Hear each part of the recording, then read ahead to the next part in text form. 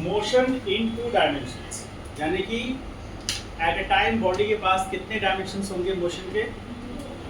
कितने डायमेंशंस अभी तक आप जानते हैं अपने जीवन काल में? कितने तरह के डायमेंशंस जानते हैं बताइए? हाँ, कौन कौन? इसके अलावा चौथा डायमेंशन भी हो सकता है। तीनों डायमेंशन की खासियत क्या है? तीनों एक दूसरे से जो चौथा लेंगे तो किसी ना किसी से तो वो 90 डिग्री में नहीं होगा, इसलिए 4 डायमेंशंस नहीं लेते हैं। अब उसमें काम चल रहा है, लेकिन इन जनरल हम लोग के जो सिलेबस में है वो 3 बेसिक डायमेंशंस हैं, 3 डिफरेंट एक्सेस है जहाँ पर मिलते हैं, वो पॉइंट उसका ऑरिजिन हो गया और 3 डायमेंशंस उसके अकॉर्डिंग हम लोग डिसाइड करते हैं। ठीक है, पहले मोशन किस में था? स्ट्रेट लाइन में। अब समझिए कैसे था, ध्यान से देखिएगा। पहले के सिचुएशन में क्या हो रहा था कि पार्टिकल, ये एक्स एक्सिस है तो पार्टिकल एक्स एक्सिस के पैरेलल या तो पार्टिकल पॉजिटिव एक्स में जा रहा था या पार्टिकल नेगेटिव एक्स में जा रहा था। ठीक है, ये जो भी मोशन था वो 1 डायमेंशन था।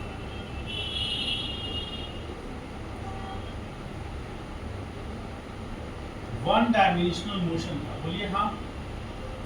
चेक, ये 1 डायमेंशनल मोशन या तो पॉजिटिव एक्स में जाए या नेगेटिव एक्स में जाए, और ये नेगेटिव एक्स में जा, पॉजिटिव एक्स में जाए या नेगेटिव एक्स में जाए, लेकिन मोशन स्ट्रेट लाइन था। ठीक है, अब दूसरी बार में क्या हुआ?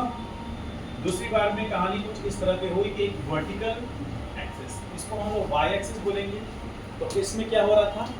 पार्टिकल वाई एक्सिस में जा रहा था, पॉजिटिव इन किसमें? Positive in y axis. ठीक है, और या तो नीचे आ रहा था, नेगेटिव इन वाई एक्सिस। ठीक है, तो ये भी 1 डायमेंशन मोशन, ये भी 1 डायमेंशन मोशन। ठीक है, बस अंतर ये है कि ये एक्स एक्सिस के पैरेलल था और ये वाई एक्सिस के पैरेलल है। तो जब हम एक्स और वाई एक्सिस के पैरेलल चलेंगे तो क्या होगा? ठीक है, तो समझना इसको ऐसे है कि मान लीजिए कि एक चींटी चली पॉजिटिव एक्स में या नेगेटिव एक्स में। ठीक, मान लीजिए चींटी चली पॉजिटिव एक्स में, एक बॉल गया पॉजिटिव वाई में, तो मुझे ये बताना है कि एक मेंढक, क्या आपने मेंढक देखा है? Yes, sir. वो कैसे जाएगा? X y जीरो में जाएगा। 1 रुपया प्लस 1 रुपया 2 रुपया, कैसे होगा? देखिए आप, मान लीजिए मेंढक के प्रोफाइल का, मोशन के प्रोफाइल का हम लोग थोड़ा स्टडी करेंगे, तो अब यदि मान लीजिए कि मेंढक जो है वो इस पाथ को फॉलो करते जाता है, जैसे चींटी मैंने बोला पॉजिटिव एक्स में, बॉल पॉजिटिव वाई में, लेकिन मेंढक ना पॉजिटिव वाई में ना पॉजिटिव एक्स में, उन दोनों के बीच का कोई एक रास्ता होगा जिसमें किसी भी पोजीशन पे, मान लीजिए ये पोजीशन को P बोलते हैं, तो उस मेंढक का कोऑर्डिनेट कितना होगा? x1, y1। तो यहाँ से हम देखेंगे तो ये डिस्टेंस कितना होगा? x1, और यहाँ से ये देखेंगे तो ये डिस्टेंस y1। समझ पा रहे हैं? तो कोई भी पोजीशन जहाँ पर पार्टिकल का मोशन हो रहा है, तो उस मोशन में पार्टिकल का x भी चेंज कर रहा है और y भी चेंज कर रहा है। यहाँ पर क्या था? सिर्फ x चेंज कर रहा था, यहाँ सिर्फ y चेंज कर रहा था, और यहाँ पर क्या हो रहा है?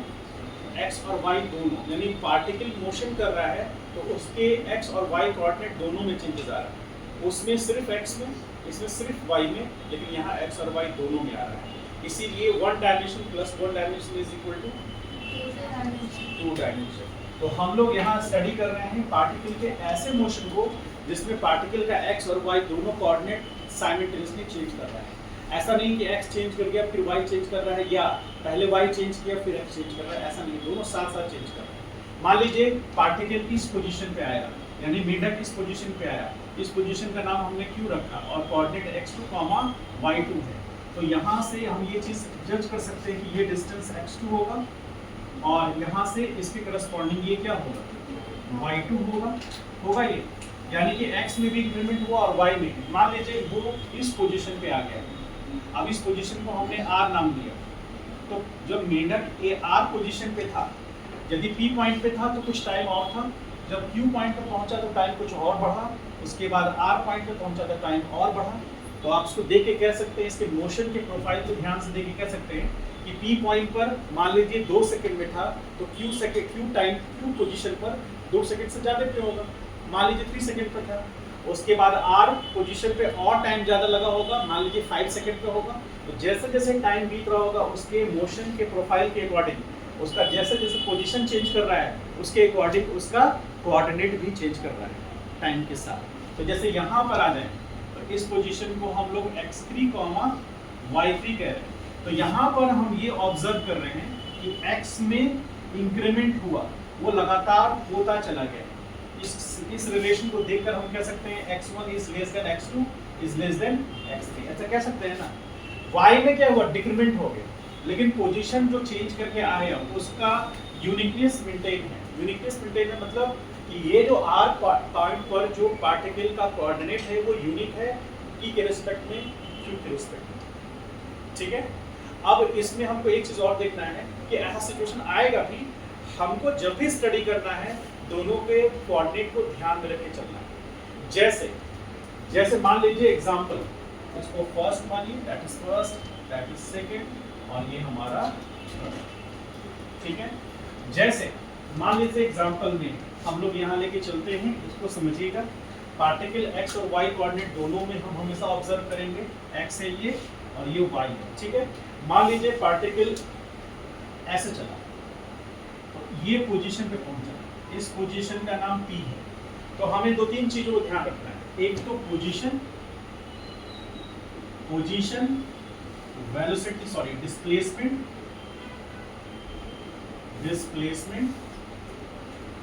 वेलोसिटी, एक्सेलरेशन,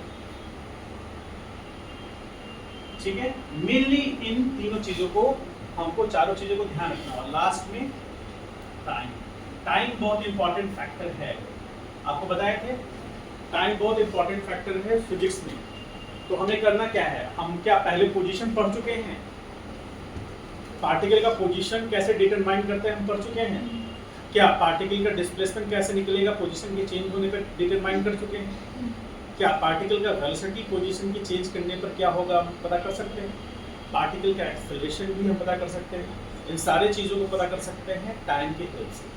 कैसे, तो मान लीजिए पार्टिकल ऑरिजिन से चलना स्टार्ट किया O पॉइंट से, इस बात को फॉलो करता हुआ P पॉइंट पे गया, तो P पॉइंट पर पार्टिकल का पोजीशन भी होगा, ठीक है, पोजीशन होगा। डिस्प्लेसमेंट x, डिस्प्लेसमेंट को हम s से दिखाते हैं यहाँ पर, s किस में, x में, और s किस में, y में। पार्टिकल का पोजीशन चेंज करेगा तो x में भी डिस्प्लेसमेंट होगा और y में भी डिस्प्लेसमेंट होगा। उसके बाद velocity v x, v y में होगा। यानी पार्टिकल का हम यदि इधर ऐसे बात करें तो इस डायरेक्शन में पार्टिकल का वेलोसिटी y में, डिस्प्लेसमेंट जैसे इस डायरेक्शन में क्या होगा, x चेंज करेगा, x चेंज करेगा और क्या होगा, vx चेंज करेगा, ax चेंज करेगा। ये सारी चीजें x में होंगी और y में क्या होंगी, उसी की corresponding y, sy, vy, ay, और इसमें जो कॉमन होगा वो कौन चीज कॉमन होगा। समझ गए? इसको देख कर ये समझ में आ रहा है क्या मेरे कहने का मतलब? नहीं समझ में आया? समझिए ध्यान से। ऐसे पार्टिकल t बराबर 0 पर O से चलना स्टार्ट किया, इस बात को फॉलो करता हुआ P पॉइंट पे पहुंचा। टाइम कितना लगा, t। तो क्या आप कह सकते हैं पार्टिकल ने x एक्सिस में डिस्प्लेसमेंट कितना कवर किया, x एक्सिस में डिस्प्लेसमेंट x डायरेक्ट कवर किया, या ऐसा कह सकते हैं कि पार्टिकल ने x एक्सिस में कितना पोजीशन अचीव किया, x। क्या वो x पहले कर लिया और फिर y एक्सिस में y किया कि दोनों साथ साथ किया? यानी कि t टाइम में पार्टिकल का पोजीशन x हुआ तो पार्टिकल का t टाइम में ही पोजीशन y भी हुआ। पार्टिकल ने अपना डिस्प्लेसमेंट अचीव किया t टाइम में sx, तो पार्टिकल ने t टाइम में ही sy डिस्प्लेसमेंट भी कवर किया, दोनों साथ साथ हुए। तो आप कह सकते हैं कि पार्टिकल ने t टाइम में जो उसका हॉरिजॉन्टल वेलोसिटी था कितना था, vx, वर्टिकल वेलोसिटी भी उसी t टाइम में कितना है। जैसे हम इसी पोजीशन पर मान लेते हैं किसी एक पॉइंट पर इस पॉइंट पर मान लीजिए ये पॉइंट है, इस पॉइंट पर हमें टेंजेंट ड्रॉ करना है। तो इस पॉइंट पे जब हम टेंजेंट ड्रॉ करेंगे, फिर से हम ड्रॉ करके बताते हैं आपको। जैसे इस पॉइंट पर हमने एक टेंजेंट ड्रॉ किया तो ये v है, इस एक्सिस में vx आएगा और यहाँ क्या आएगा, ये आएगा vy। ठीक है, ये v आएगा, vy आएगा। यानी किसी भी पॉइंट पर, इस पॉइंट को हम p नाम दे रहे हैं, तो किसी भी पॉइंट पर पार्टिकल के पास दो तरह का वेलोसिटी होगा, एक हॉरिजॉन्टल एक्सिस में जिसको हम लोग vx बोलेंगे, एक वर्टिकल एक्सिस में जिसको vy बोलेंगे। ठीक है, तो हम देख रहे हैं कि किसी एक पोजीशन पर पार्टिकल के पास दो तरह का वेलोसिटी है। जब वन डायमेंशन पढ़ रहे थे तो एक तरह का वेलोसिटी था, जब हम वर्टिकल वाला पढ़ रहे थे तो भी एक ही वेलोसिटी था, लेकिन यहाँ पर कौन सा है, दोनों, x और y दोनों। यदि हमको vx निकालना आता है, हमको vy निकालने आता है, तो हम मोशन इन प्लेन में दोनों वेलोसिटी निकाल सकते हैं।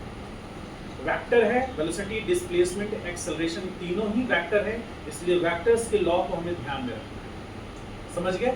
तो पार्टिकल जब पोजीशन चेंज करेगा तो वेलोसिटी आएगा और साथ साथ एक्सेलरेशन भी डेवलप होगा। यदि पार्टिकल का वेलोसिटी चेंज कर रहा है टाइम के रिस्पेक्ट में, तो एक्सेलरेशन आएगा।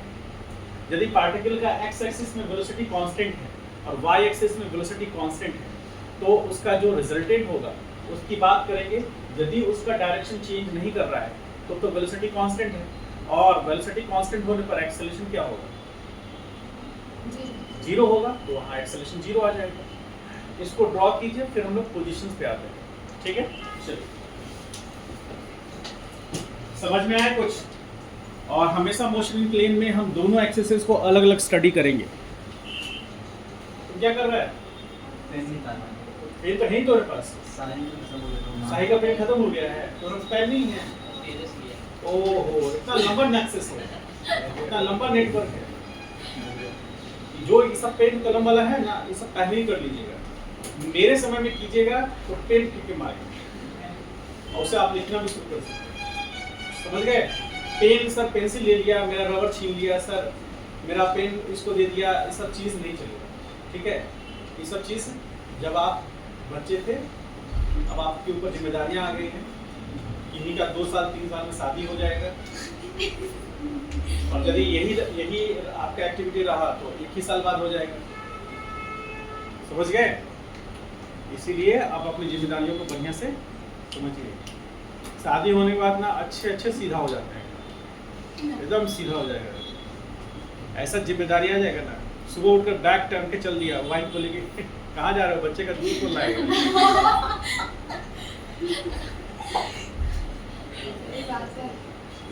आपके साथ भी ऐसा ही है? हेलो, हम अलग हैं क्या? इधर कुछ निकला हुआ है जो बात कर रहे हैं। आपके साथ भी ऐसा हुआ है, सबके साथ होता है। चलिए ध्यान दीजिए।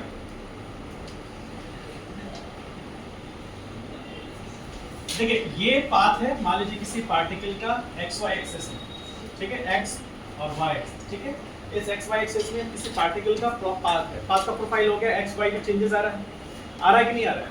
एक्स वाई में चेंजेस आ रहा है, इसका मतलब इस पार्टिकल का मोशन किस में है, एक्स वाई प्लेन में है, या कोई भी दो प्लेन हो सकता है, मतलब दो एक्सिस से मिलकर के कोई भी प्लेन बना है उसमें होगा, क्योंकि हम पढ़ रहे हैं किस में, मोशन इन अ प्लेन।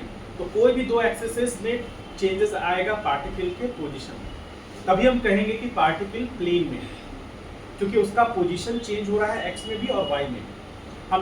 हम बाय डिफॉल्ट क्या बोल देते हैं कि दोनों एक्सिस को हम लोग एक्स वाई मान लेते हैं, हो सकता है कोई और भी एक्सिस हो, लेकिन हम लोग इन जनरल क्या मान के चलते हैं, एक्स और वाई।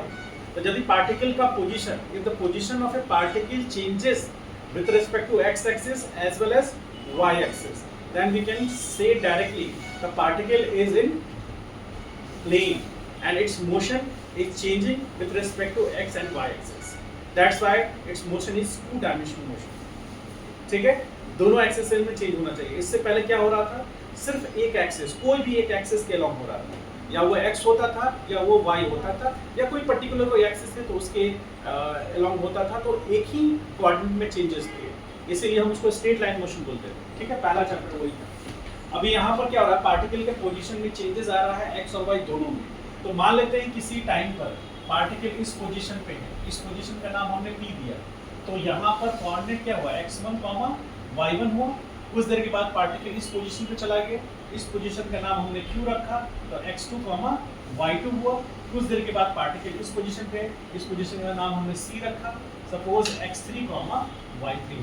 तो यहाँ से इसका पोजीशन, ओरिजिन से पोजीशन वेक्टर आइडेंटिफाई करेंगे, तो इसको हम लोग R1 सपोज मान रहे हैं, ठीक है, R1 मान रहे हैं। तो अभी इनिशियली R1 है, तो R1 इज इक्वल टू क्या हो जाएगा, x1 i cap plus y1 j cap होगा। यदि हम R2 मान लेते हैं उसके पोजीशन वेक्टर, ठीक है, इसको हम लोग क्या मान लेते हैं, R2। तो R2 मानेंगे तो x2 i cap plus y2 j cap. अब यदि वहाँ के हम वैल्यू को हम क्या मान रहे हैं, इसको हम R3 मान रहे हैं पोजीशन वेक्टर, तो R3 इज इक्वल टू क्या कह सकते हैं, x3 i cap plus y3 j cap. यानी पार्टिकल का पोजीशन चेंज किया अलग अलग टाइम पर। मान लीजिए कि t बराबर 2 सेकंड पर पार्टिकल का ये पोजीशन है, t बराबर 4 सेकंड पर पार्टिकल का ये पोजीशन है, और यदि t बराबर मान लीजिए 6 सेकंड है तो पार्टिकल का ये पोजीशन है, ठीक है।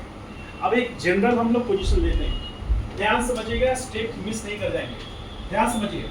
अब पार्टिकल का हम एक पोजीशन लेते हैं और वो ये पोजीशन है, ये पोजीशन, और ये इसको हम R बोल रहे हैं, R किसी टाइम t पर, ठीक है। तो कहानी कैसे बनेगा, कहानी बनेगा let R be the position vector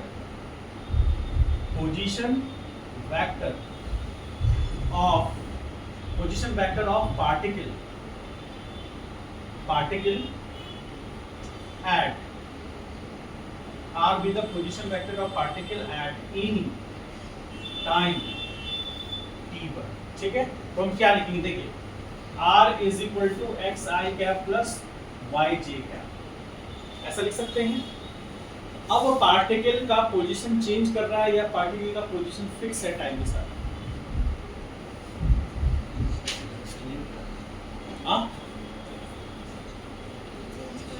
what did I से, मैंने क्या कहा था, पार्टिकल का किसी भी, मान लीजिए कि 2 सेकंड पर ये पोजीशन है, फिर 4 सेकंड पे ये पोजीशन है, फिर 6 सेकंड पे वो पोजीशन है, या मान लीजिए 7 सेकंड पर वो पोजीशन है।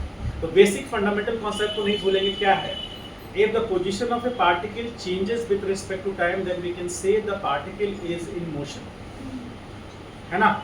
तो ये चीज क्लियर है ना, टाइम के रिस्पेक्ट में पार्टिकल का पोजीशन चेंज कर रहा है ना। हमने किसी टाइम पर मान लिया कि उसका पोजीशन r है, तो यहाँ पर उसका कोऑर्डिनेट क्या लिखा है, x, और x i cap plus y j cap, क्योंकि कांस्टेंट नहीं है, चेंज कर रहा है। तो अब हम क्या लिखेंगे यहाँ पर, on differentiation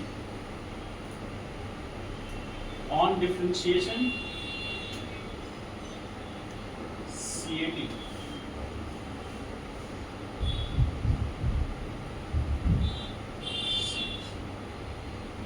with respect to किसके, टाइम। तो हम क्या लिखेंगे, dr upon dt is equal to dx upon dt i cap plus dy upon dt j cap. होगा ऐसा, होगा कि नहीं होगा। तो हम क्या लिख रहे हैं, dr upon dt is equal to क्या हो रहा है, dx upon dt i cap और plus dy upon dt j cap. यदि ये 3 डायमेंशन मोशन होता तो यहाँ पर dz अपॉन dt होता, 3 डायमेंशन मोशन होता है, लेकिन हम लोग किस में पढ़ रहे हैं, मोशन इन अ प्लेन। तो एट अ टाइम पार्टिकल के कितने कोऑर्डिनेट इंगेज होंगे डिस्प्लेसमेंट केस में, 2 होंगे, 2 से ज़्यादा नहीं। जब हम 1 डायमेंशन पढ़ रहे थे तो हम इसकी बात नहीं कर रहे थे, है ना, क्लियर है। तो यहाँ पर अब इसको हम क्या कह सकते हैं, पूरा दुनिया जानता है। यदि आप मलाई पब्लिक चौक जाएंगे तो वहाँ पर जो ऑटो वाला है वो भी जानता है dr अपॉन dt क्या होता है, बताओ शिवम, dr अपॉन dt क्या होता है, बोलो। हाँ,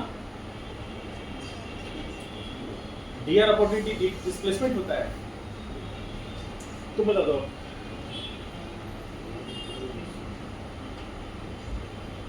क्या रवि तुम बता दो, चाहे तुम, सर हम इन लोग से अलग नहीं है, तुम बताओ। डे अपॉन डे टाइम होता है। ये भगवान चक लाया कोई, खंजर अंजर कोई, राहुल चाकू खंजर कुछ भी लेके आए हो? हाँ तुम बताओ सोनम। मास्टर भाई इसमें से पूछ रहे करता नहीं, सबको पूरा क्लास खड़ा कर देंगे। मास्टर खड़ा होकर पढ़ा रहा है। आज क्या बोले कि टीचर को इतना रिस्पेक्ट और इतना इम्पोर्टेंस कहीं और नहीं। मेरे दिल से पूछिए, मेरे भाषा में पूछिए तो एक कौड़ी का इज्जत नहीं। वो समाज का भविष्य क्या होगा, वो समाज का अस्तित्व क्या होगा जिस समाज में टीचर की वैल्यू एक कौड़ी की नहीं, और एक कौड़ी की होती तो टीचर जो कह रहे हैं या कहते आए हैं उस पर कान धरते, उस पर विश्वास करते, और जो टीचर कहते आ रहे हैं उसका पालन करते, जिससे आपका जीवन बेहतर होता। और टीचर को क्या मिलता? सिर्फ आत्मा की संतुष्टि कि मैंने किसी एक विद्यार्थी का जहाँ लेवल 2% था उसको बढ़ाकर मैंने 40% कर दिया। क्योंकि मेरे गुरु ने मेरे साथ ऐसा ही किया, मेरा लेवल मेरा बढ़ाया, तो आज उनके आशीर्वाद से हम किसी बच्चे का लेवल बढ़ा सकते हैं। ये सोच होता है एक अच्छे टीचर की। ठीक है, उसी के आधार पर मैं कहना चाहता हूँ यदि आपका लेवल नहीं बढ़ रहा है तो इसका मतलब है कि मेरी बात का आपके लिए एक कौड़ी का वैल्यू नहीं है। ठीक है कि नहीं? कंफ्यूजन है, इसको ऐसे करो, कंफ्यूजन है इस बात का नहीं ना? या तो आपको पहले इस तरह की शिक्षा नहीं दी गई कि टीचर्स की बात को सुनना चाहिए, या आपने कभी उस पर गौर नहीं किया। उसके बाद बंद क्यों कर रहे हो? बंद कर रहे हो? नहीं, बंद करो। मैं चाहता हूँ कि और लोग भी सुने इस बात में। ठीक है, तब टीचर को एहसास हो, वो समाज तय करेगा कि टीचर को कितना वैल्यू। पहले के समाज में क्या होता था? बच्चा होमवर्क नहीं बनाता था, टीचर डांटते थे, पिताजी को पता चलता था कि टीचर ने आज उसको डांटा है होमवर्क नहीं बनाने पर, पिताजी पिटाई करते थे। आज के समय बिल्कुल बदल गया है। नहीं, शिक्षक से भी गलतियां हुई हैं, टीचर भी, अच्छे टीचर बहुत कम हैं, अच्छे विद्यार्थी भी बहुत कम हैं। खुशी की बात है, कितनी अच्छी बात है। अच्छे टीचर भी कम हैं और अच्छे विद्यार्थी भी कम हैं। लेकिन यदि पता चल गया आपको अपने जीवन काल में कि नहीं, ये सही में एक अच्छा टीचर है, सही में ईमानदार टीचर है, अपनी बातों को जो कहता है उस पर विश्वास करता है, तब तो उसको इज्जत मिलनी चाहिए ना समाज में। नहीं मिली तब वो टीचर क्या करे? वो कभी नहीं चाहेगा कि उसका अगला पीढ़ी कभी टीचर बने। यदि टीचर नहीं चाहेगा उसका अगला पीढ़ी टीचर बने तो समाज का जो चक्र है सीखने का वो रुक जाएगा। और जब वो चक्र रुक जाएगा तो कोई भी बच्चा बिना टीचर के ही आगे बढ़ेगा और कभी भी जीवन में सही गलत का अंतर नहीं कर पाएगा। समझ गए? उसको हमेशा ही लगेगा कि जो हम कर रहे हैं वही सही। क्योंकि हमेशा ध्यान रखिएगा, जो विद्यार्थी नहीं अच्छा कर रहा है उसमें सबसे बड़ा हाथ किसका है? टीचर का। जो बच्चा अच्छा कर रहा है तो भी, नहीं कर रहा है तो भी। आइए समझिए यहाँ पर।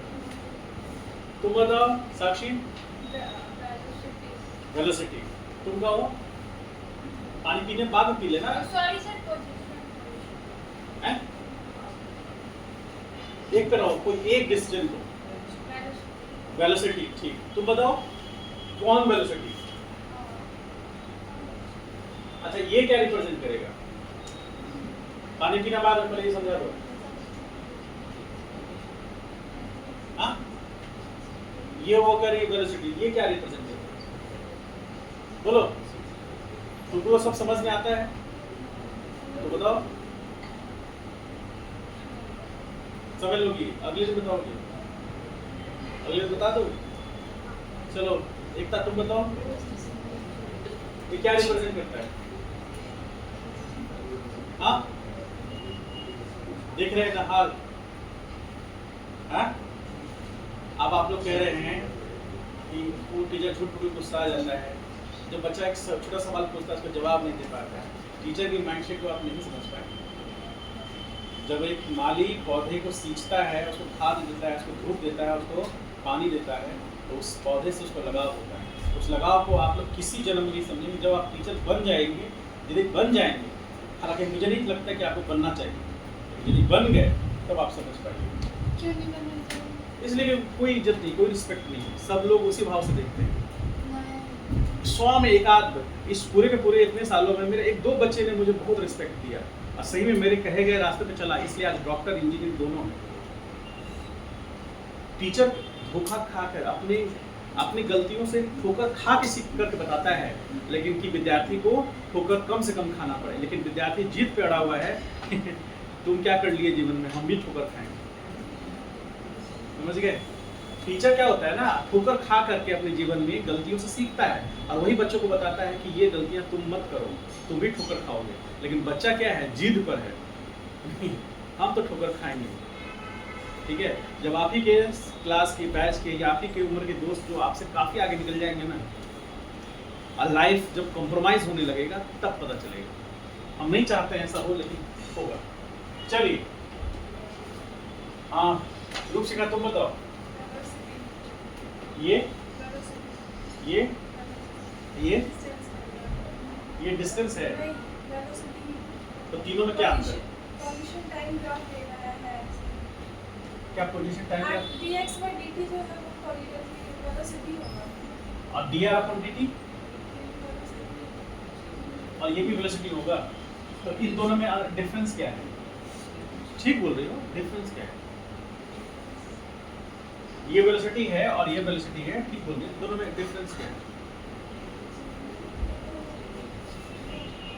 पोजीशन टाइम ग्राफ दे रहा है। टाइम dx ग्राफ by पे- dt जो है वो पोजीशन मतलब बता रहा है, वेलोसिटी बता रहा है, और dr by dt जो है वो डिफरेंस है। अच्छा चलो कोई बात नहीं, ठीक है, इतना बताइए और उसे तो बेहतर हो। ठीक है, चलो देख रहे आप। देखिए सब लोग यहाँ पर ध्यान समझिए। dr upon dt velocity of a particle, जो लाइन को लिख रहे हैं बहुत ध्यान से बाय हार्ट कर लीजिए। Velocity of a particle at a time t, ठीक है, ये होगा इसमें। अब हम लोग डिस्कस करेंगे कि सर आखिर ये क्या है तब। तो ये है वेलोसिटी ऑफ ए पार्टिकल, वही तो लिख रहे हो, velocity of a particle along x axis at time t। समझ में आया? ये क्या होगा बोलिए? वेलोसिटी ऑफ ए पार्टिकल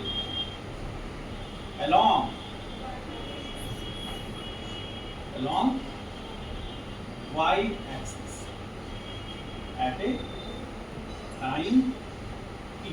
जब टाइम t होगा, ध्यान से देखिए यहाँ सब लोग, जब टाइम t होगा तो इस पॉइंट पे हम एक टेंजेंट ड्रॉ करेंगे। एक ऐसे टेंजेंट ड्रॉ किया हम लोग, तो टेंजेंट का x कंपोनेंट ये और y कंपोनेंट ये, तो ये हो गया vy। तो vy कैसे रिप्रेजेंट होगा? dy अपॉन dx, और सॉरी dy अपॉन dt से। समझ रहे हैं? बोलिए, समझ में आ रहा है सब लोग को? और ये इसको हम लोग बोलेंगे vx, ये कैसे होगा? dx अपॉन dt से। समझ रहे हैं? तो एक किसी टाइम t पे ही पार्टिकल के वेलोसिटी के को हम कैसे आइडेंटिफाई करेंगे? उसके पोजीशन वेक्टर में जहां हम टेंजेंट ड्रॉ करेंगे तो उसके पास दो तरह का वेलोसिटी आएगा, एक एक्स एक्सिस के लॉन्ग आएगा और एक वाई एक्सिस के लॉन्ग आएगा। थोड़ा सा हमने इसको ऐसे बना दिया है, इसको ऐसे समझिए। जो Vx होगा वो x एक्सिस के पैरेलल होगा। तो जैसे यहाँ पर एक आ गया टेंजेंट, ये टेंजेंट नहीं है, टेंजेंट यही है, और एक y आ गया, तो y नीचे आ गया। इस केस में यदि इस पॉइंट पे चेक करेंगे तो टेंजेंट इधर होगा, तो एक x आएगा और एक y आएगा। इस पॉइंट पे हमने टेंजेंट ड्रॉ किया, तो ये वेलोसिटी हो गया और ये Vx हो गया, ये Vy हो गया। तो Vy कितना है और Vx बराबर कितना आएगा? dx अपॉन dt आएगा। तो ये दोनों, इसको हम लोग बोलेंगे v और इसको बोलेंगे vx i cap plus vy j cap. आपको पता है कि कोई भी वेक्टर के दो कंपोनेंट ले सकते हैं, एक एक्स एक्सिस के लॉन्ग, एक वाई एक्सिस के लॉन्ग। तो ये एक्स एक्सिस के लॉन्ग वेलोसिटी हो गया, ये वाई एक्सिस के लॉन्ग वेलोसिटी हो गया। यदि पार्टिकल का वेलोसिटी भी चेंज कर रहा है टाइम के रिस्पेक्ट में, तब एक्सेलरेशन आ जाएगा। तो हम क्या लिखेंगे यहाँ? On differentiating, on differentiating with respect to किसके? With respect to time. तो जब हम वेलोसिटी को टाइम के रिस्पेक्ट में डिफरेंशिएट करेंगे, इट मींस यदि वेलोसिटी टाइम के रिस्पेक्ट में चेंज करेगा, यदि वेलोसिटी टाइम के रिस्पेक्ट में चेंज नहीं किया तो वैल्यू 0 आएगा, और यदि टाइम के रिस्पेक्ट में चेंज किया तो वैल्यू 0 नहीं आएगा, और वो वैल्यू क्या होगा? बोलो, अरे बोलिए। हे भगवान, कैसा दिन देखना। किसी को समझ में आ रहा है कि नहीं? ये नहीं बोलेगा।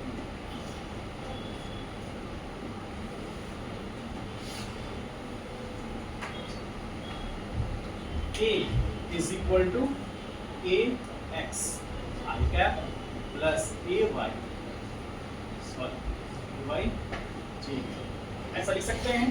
और ax यदि लिखना हो तो ax I cap हो गया, ay लिखना हो तो लिखेंगे ay j cap। समझ पाए इस बात को? कुछ समझ में आया राहुल? तो ये हो गया जब पार्टिकल का एक्सेलरेशन की बात हो। ये एक्सेलरेशन का एक्सप्रेशन है किस में? मोशन इन अ प्लेन या मोशन इन टू डायमेंशन। और ये हो गया वेलोसिटी किस में? हाँ, वेलोसिटी इन अ प्लेन। ठीक है। और यदि पार्टिकल का पोजीशन चेंज कर ही नहीं रहा है तो वेलोसिटी भी 0 आएगा, एक्सेलरेशन भी 0 आएगा। समझ गए? पार्टिकल का जस्ट पोजीशन, हम लोग पोजीशन वेक्टर पढ़ा था, फिर वेलोसिटी वेक्टर पढ़ा था, फिर एक्सेलरेशन पढ़ा था। यहाँ भी वही पढ़ रहे हैं, बस अंतर क्या है? दोनों डायमेंशंस को देख रहे हैं। कभी कभी ऐसा होगा सिर्फ पार्टिकल एक्स एक्सिस में मूव करेगा तो एक 0 हो जाएगा, समझ गए? और यदि सिर्फ वाई एक्सिस में मूव करेगा तो एक्स 0 हो जाएगा, और यदि दोनों से मिलकर चलेगा तो दोनों का कोई वैल्यू आएगा। और हमें पता है यदि v बराबर कोई वेक्टर है, वेक्टर a बराबर वेक्टर ax, वेक्टर मान लीजिए p है, वेक्टर p बराबर a I cap plus b j cap, तो आप उसका रिजल्टेंट निकाल सकते हैं ना। कोई वेक्टर ऐसे है, मान लीजिए आपकी जानकारी में, मान लीजिए वेक्टर p है, वेक्टर p बराबर a I cap plus b j cap, तो p वेक्टर का मॉड कितना होगा? बोलो, a square plus b square. समझ गए? ये याद रखना होगा, पढ़ाई करना होगा, रिवाइज करना होगा। समझ गए? इसको आराम से मन लगा करके छापिए। मन में कोई डाउट है तो पूछिए। अब धीरे धीरे हम इस बात पर रिसर्च कर रहे हैं कि यदि विद्यार्थी नहीं पूछता है उसके बाद भी डाउट